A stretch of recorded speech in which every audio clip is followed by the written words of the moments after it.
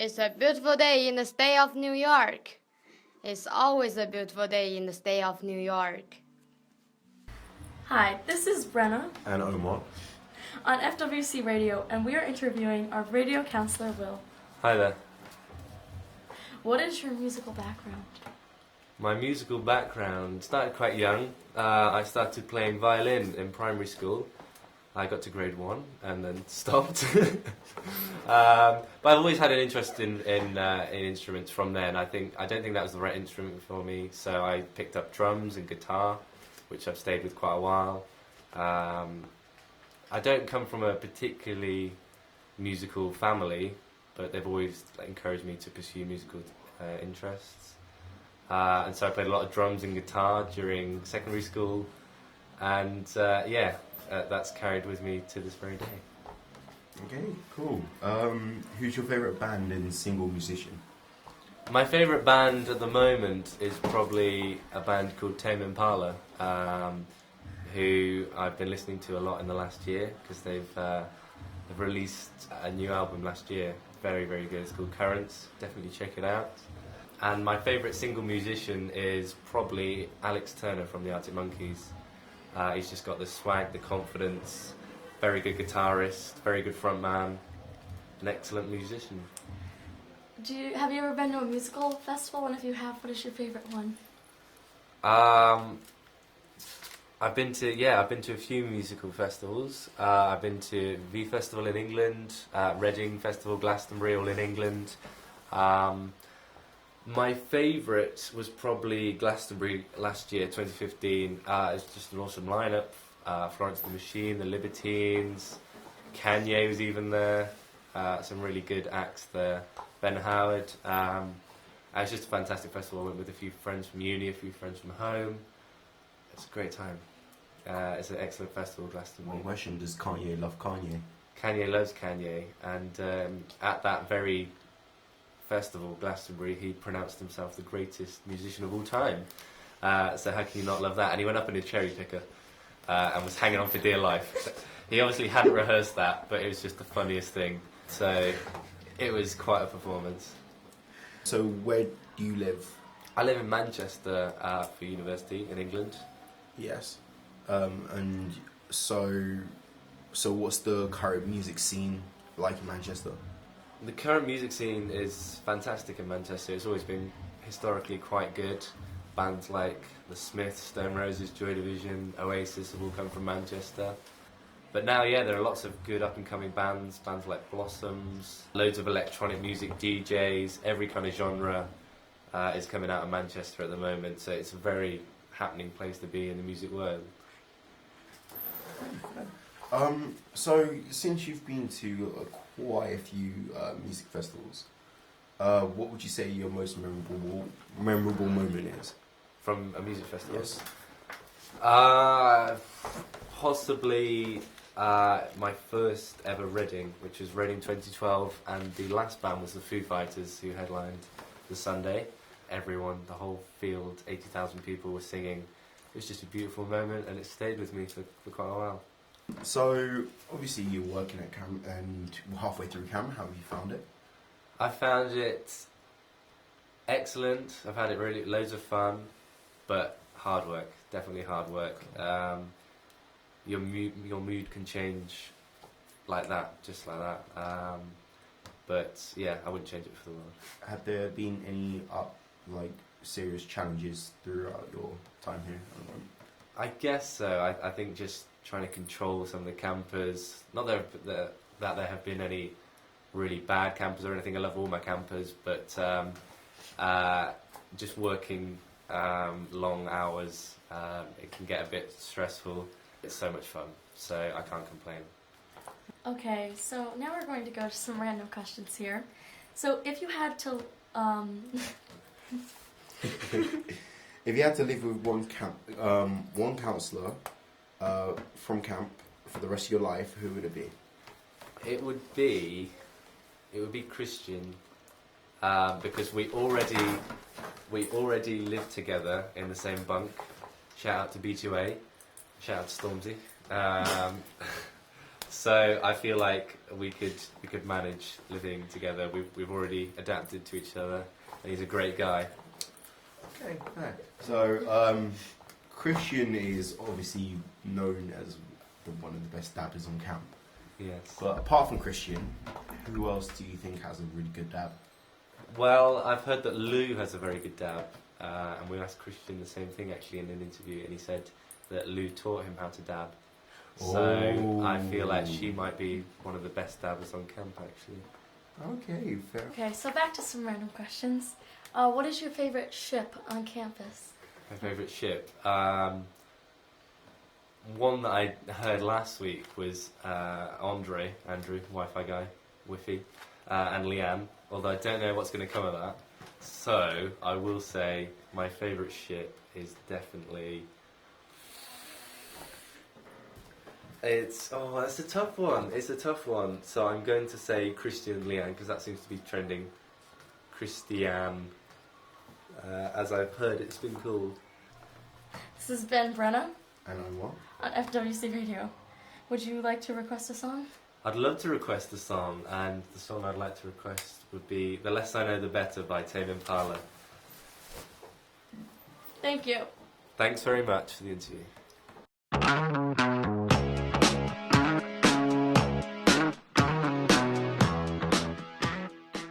Hi, you're listening to FWC Radio with Brenna and Sam.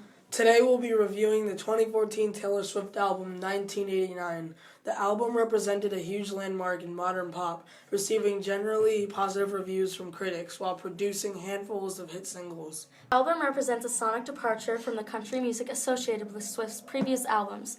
Swift herself described the album as her first documented official pop album, yet still managed to produce an album with publications such as Rolling Stone and Billboard ranked as one of the best albums of the 2014.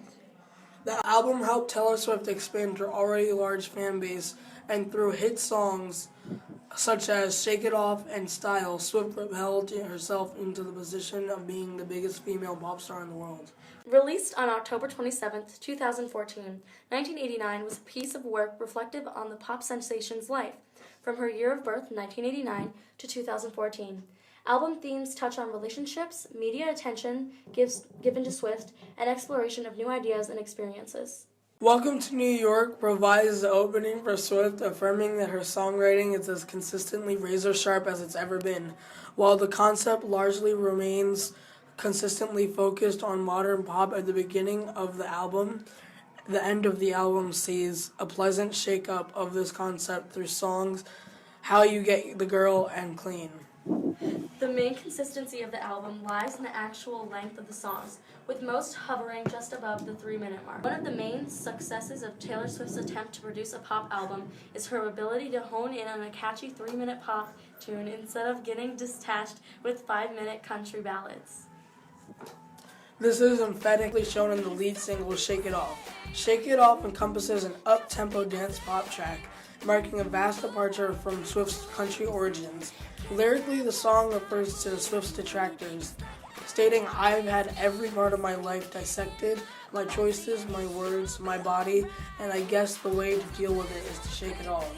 As lead single, Shake It Off gathered great attention from the public. Gathering multiple Grammy nominations aided its success and highlighted Swift's transition from country to pop. Fellow singles, Style, also allowed this trend, a particularly high mark of the album, filled with warm synth and damp vocals. Production dominates on a few songs, such as Out of the Woods and I Wish You Would, which both burst with erupting drums and sizzling guitars, as well as Bad Blood, which has its own hip-hop edge. However, these are outliers, with Taylor Swift's focus always being melody first. This is Swift at her pop-producing peak. In the album, oozes a modern nature while asserting her dominance over most of the high-profile pop stars. Taylor Swift seems to have gained victory in the pop environment she'd never admit to being part of. Yet that is the field that Swift emerged in during the aftermath of this album. 1989 solidified Swift's status as one of the world's biggest pop stars, racking up multiple awards and accolades also. 1989 won the Grammy Award for Album of the Year at the 58th Grammys and was the drive for a sold-out world tour reaching over 2 million people. The album has the capacity and strength to stand as the landmark in Swift's career and also a landmark album in the modern pop world. Deeply weird, strongly emotional, and wildly enthusiastic. 1989 sounds exactly like Taylor Swift, even when it sounds like nothing she's ever tried before. Thank you for listening to our album review show on FWC Radio. Tune in for more news, reviews, and music from New York's best camp radio station. Hi, I'm Maggie, And I'm Maddie. and we're here on FWC Radio talking about. What really grinds our gears? So, you know what really grinds my gears, Maddie? What, Maggie? Will. Will? Will Bain, the counselor. Ditto. Oh, you know what really grinds my gears about Will? Every time I see him in the hallway, I'm really excited. This is unbelievable. It is unbelievable. It so- really grinds I know, my gears. me too. I'm like, hey, Will, I'm so excited. Like, I'm just so excited to see him because I love seeing Will. And I get really excited. I'm like, hi, Will. And he gives me like a little salute and he like No looks words. down at the There are ground. no words. There's no eye contact. No eye Not contact. Barely He any makes- movement. He makes an effort to not look at us. He looks at the ground. He gives like a little like salute, like I don't Like even a know two-minute, what. just like, yeah, hi. Yeah, and walks away. Sometimes he mumbles hi under his breath. On a good day. On a good day. Go hi. That's what really grinds our gears. Thanks for listening. Will, you need help. You are listening to FWC Radio. The only place to catch All the latest music and camp news. are from New York's best. Camp radio station. You are listening to FWC Radio. Hi, this is Brenna and Sam on FWC Radio. Today we are doing a feature on the band Gorillaz. Gorillaz is an English virtual band created by Blur frontman Damon Albarn and artist Jamie Hewlett. And the band itself consists of 4 animated members: 2D, lead vocals, Murdoch Nichols, bass guitar, Noodle guitar, and Russell Hobbs, drums and percussion. Formed in 1998, Album and Hewlett created Gorillaz after they watched MTV together. The idea of a cartoon band formed to comment on the lack of substance in music at the time. After releasing the EP Tomorrow Comes Today in 2000, the following year saw the release of the group's first LP in the form of self-titled Gorillaz. Singles Clint Eastwood 19 to 2000 and Rock the House helped the group gain a cult following, and the group itself was nominated for 4 Brit Awards. After working with Blur, Albarn returned to work on new Gorilla music in 2005. The resulting album was Demon Days, which debuted at number 1 in the UK charts. Huge worldwide hits Feel Good, Dare, and Dirty Harry meant Gorillaz were now a household name, picking up numerous awards across the globe. It would be another 5 years until the pair of Hewlett and Albarn would get together to release Gorillaz' third studio album. Plastic Beach, featuring singles Stylo, Melancholy Hill, and Rhinestone Eyes, was well received by critics and coincided with Gorillaz' headline slots at 2 of the biggest festivals in the world, Glastonbury in the UK and Coachella in the USA. The following year, 2011, saw another LP release in the form of The Fall, before an extended hiatus. Rumors of tension between Hewlett and Albarn suggested future work for Gorillaz was unlikely. However, in 2016, confirmation of studio work for a 5th Gorillaz album appeared. Clips of the studio work has been seen released, with a new album due to be released in 2017. You are listening to the Gorillaz feature on FWC Radio. Thanks for listening. Hi, this is FWC Radio, and we're with Andrew and Zach, and we're going to be debating politics, specifically the American election 2016. What was your point, Zach? My point is Hillary Clinton has rigged the election. WikiLeaks has proven that she has rigged the election. They have taken her emails and gone through it and found that she has plotted against Bernie Sanders. Like, her and her associates have plotted against him and brought up, like, invalid points to use against him. And, yeah. Regarding the whole email scandal, in 2007, George Bush deleted 22 million emails, but the media batted an eye. I believe this is a part of the media's sexist agenda.